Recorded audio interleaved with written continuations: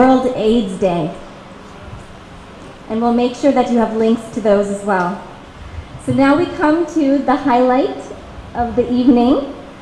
None of this work would have been possible at all without the incredible support and tireless effort of my dear friend, Amala. She's an inspiration and a beacon of hope to all of us that are trying very hard for these humanitarian efforts. Please come up. Thank you, Pia, and thank you all my friends from the media once again for being here with us. I'd like to take you back to 2009 when I first met Pia. So the newspaper headlines, I live in Hyderabad, so the newspaper headlines had splashed all over, and the television channels were splashing that the children who were HIV positive had been expelled from their schools in Hyderabad,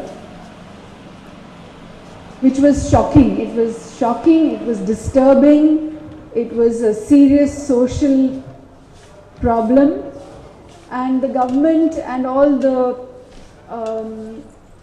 HIV Prevention Society of the government, NGOs working with HIV positive people, lots of friends from the media, everybody came together to attend a public debate.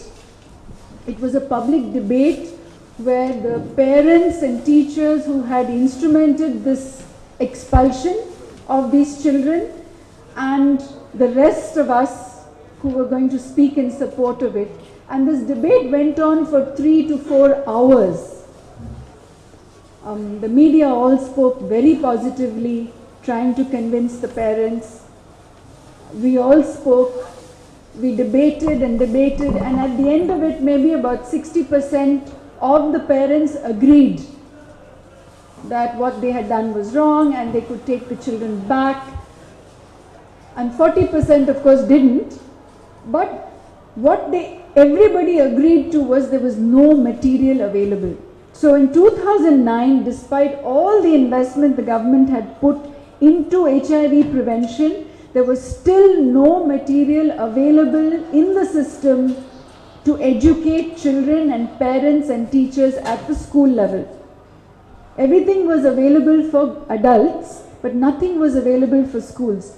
So this was extremely disturbing. They said, give us the material. It's because this material is not available that this situation has happened. So I went home that day very, very dejected that such material was not available. What were we going to do?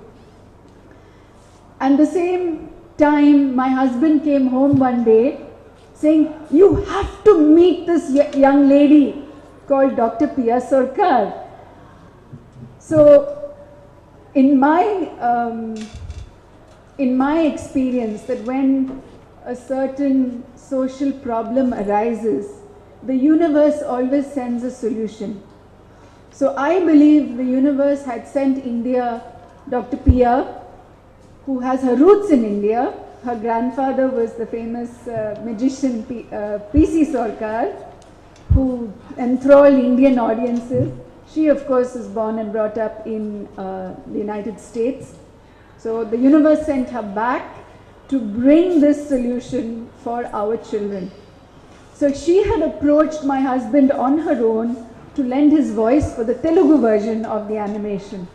So he said, you must meet my wife, and he introduced us, and we hit it off from the moment we met, because our hearts were in the same place and our mission was so similar. But of course, as you know, it's much easier to shoot a film. To make an animation is very difficult. You're from the media, it's easy to just put somebody and put a few characters in film. But unfortunately, because the subject is so delicate, if people talk about it, it might get into sex education, and then the schools ban it, and then the state governments ban it. So Pia had come with a solution which she had taken up as a student in Stanford University, and she went on to become a professor there, and she did so much study and research. It was research based. She took all her students from India. She would send them with chapters back to India to experiment in their own villages, in their own hometowns, with the children in the community, and see how they had learned from it. And with this research-based, evidence-based study and documentation, she made the script and she made the visuals of this animation. And this is what she came to India with. She was sure that this was how children could best learn, because all the material was available on text, but when it was given to the schools, the teachers didn't have the skill, the human skills enough to translate that subject in a way the children could understand. And in so many places they missed out. Or the teacher would feel very delicate. A lady teacher would feel very delicate to explain it to adolescent boys. Or a male teacher, when explaining it, the adolescent girls would feel very awkward and run away. So many cultural reasons why this was not available. It's so easy to say that a solution is there, but to make it work in the community was not there. Secondly, in India, when children become sexually active, anywhere between the age of 15 and 21, if they become sexually active without the awareness about HIV and AIDS, then the only time they get the information is when they test positive during a pregnancy test when they are married, after their marriage, and they test positive in a pregnancy test. That's when they realize they're HIV positive, and that's too late. And that's how the disease has been spreading. Of course, in India, we don't like to talk about sex education. We say, no, our children don't have sex before marriage.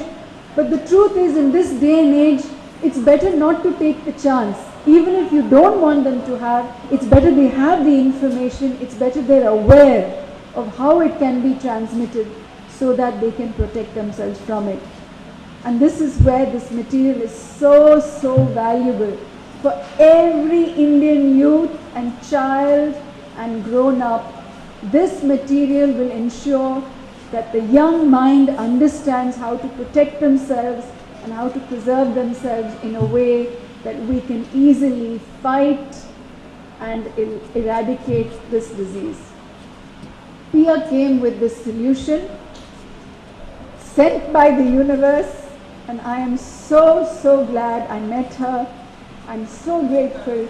She left her family, she left a very lucrative job as a professor in Stanford University. She set up this NGO.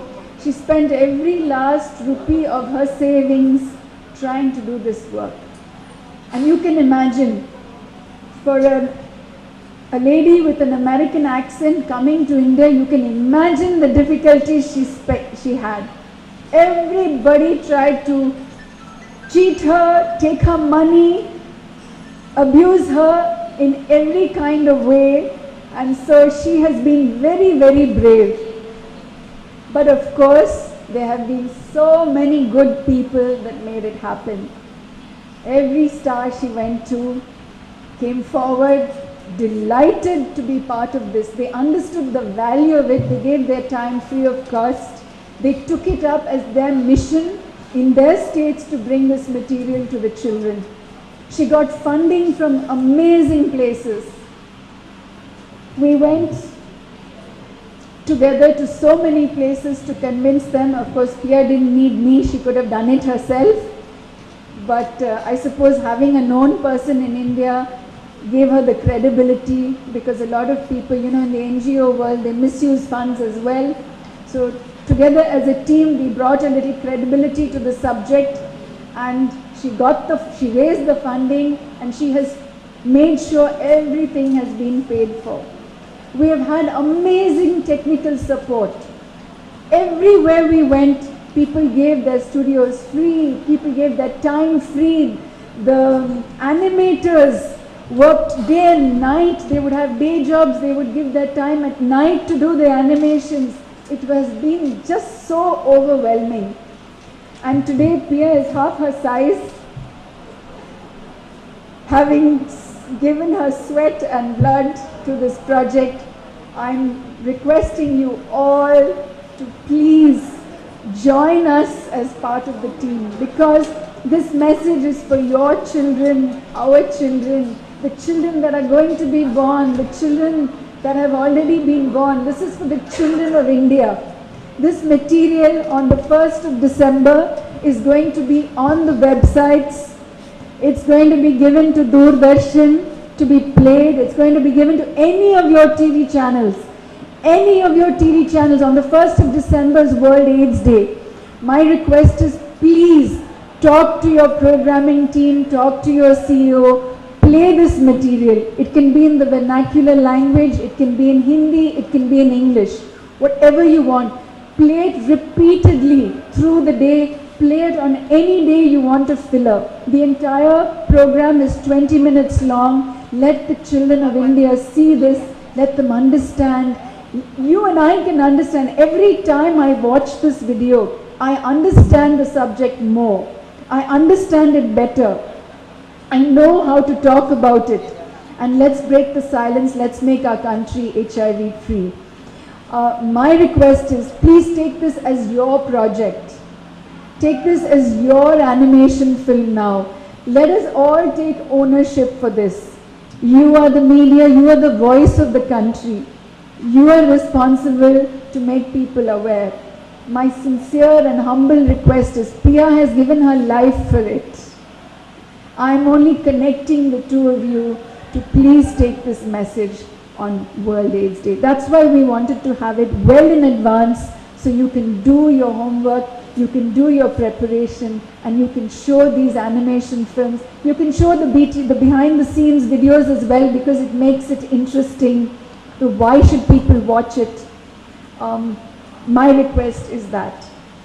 On that note, Pia has a very, very impressive resume and biodata. We didn't waste any time talking about it, but you can see that something like this would not be possible without having an extremely passionate and compassionate heart. And I think more than any biodata in the world, that is the most precious in this world. To have a passionate and compassionate heart, that you make a difference in the community you have been part of, and when you leave having made that difference. Pia is leaving back to the United States tomorrow. I'm going to miss her terribly.